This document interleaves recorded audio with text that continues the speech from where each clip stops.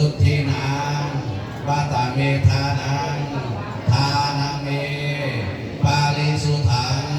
อาสาวะทายะบะหังนิพพานาสังฆตังโหตุอนาคเตกาเลพวกข้าน้อยทั้งหลายมีใจเลื่อมใสให้ทานสิ่งของเหล่านี้ขอให้เป็นวัตถุทาน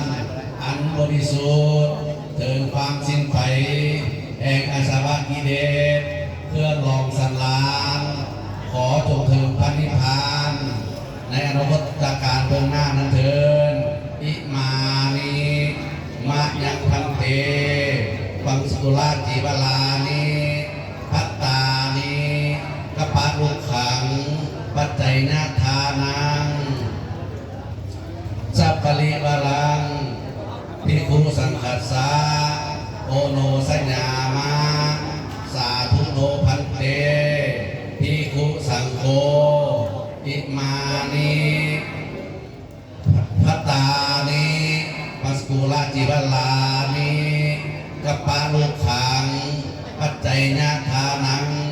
สัพพลิวลานิปฏิคันหาตุอัมหากังทิกาลตังหิตายะสุขายะข้าแต่พระสงฆ์ผู้เจริญพวกข้าน้อยทั้งหลายขอน้อมถวายเสริมพระวังสกุลจีบรและพัตตาหารเพนกับกันตนพร้อมด้วยเครื่องบริวารทั้งหลายเหล่านี้และพระภิกขุขอให้พระภิกขุสงฆ์จงห้ามเสริมพระวังสกุลจีบรพร้อมด้วยพัตตาหารต้นกะลาพืชและเครื่องบริวารทั้งหลายเหล่านี้ของพวกข้าน้อยทั้งหลายเพื่อประโยชน์และความสุขความเจริญของพวกข้าน้อยทั้งหลายและญาติทั้งหลายที่ล่วงลับไปแล้วไม่มีญาติกาบงษาครูอุปัสสาอาจารย์สรรพสัตว์ทั้งปวง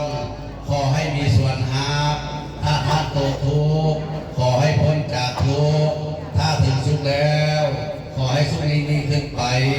ตามต่อเท่าเข้าสู่พระนิพพานในอนาคตการอันจะมาเบื้องหน้านั้นเถิดสา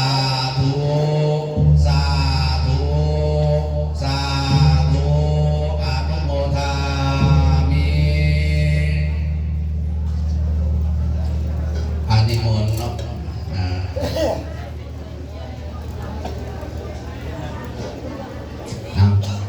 นิมนต์ครับต้นกระพัดปัสกุลที่บอลเนาะบอลที่เป็นต้นเนี่ยเนาะเอาสาธุกันเด้อมาดีเด้อเอาตั้งใจตั้งใจเอาสา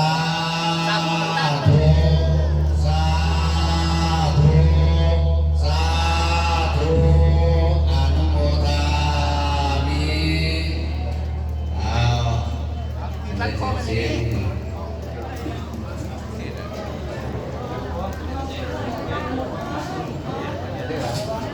เอามาดีกับคารวะเนาะนี่เนาะ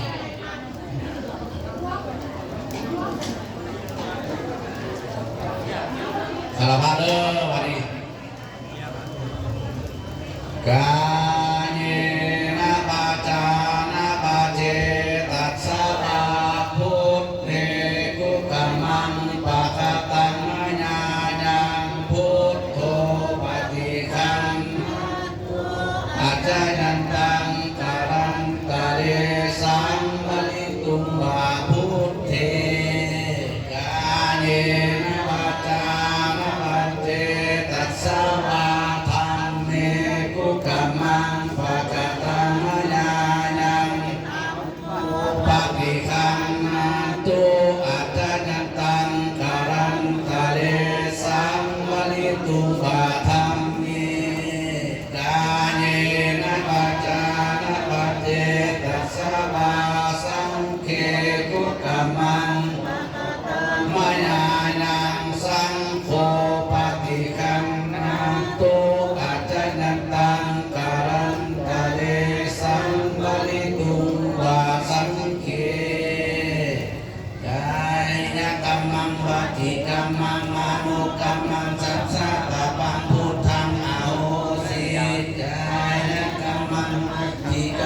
มโนกัมมังสัจจะปะปังธัมมังอาโหสิกายกัมมังวาจีกัมมังกัมมังสัจจะปะปังสังฆังอาโหสิสัจจังยังมัทธนะกะโลกัสสะลัทธนังกะโลมา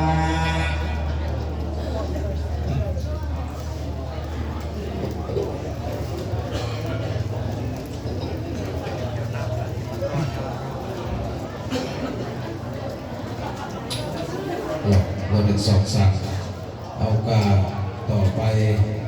ออกบนญาติโยมทำหลวงทำเครื่องเด้อกาเกียบเทียนน้ำยาพรพักผ่อนเทียนทางวิญญาณบาสุดท้ายในวันนี้เด้อยะถาวะริวหาภูราภาริปุเรนติสักการะเอวัตติ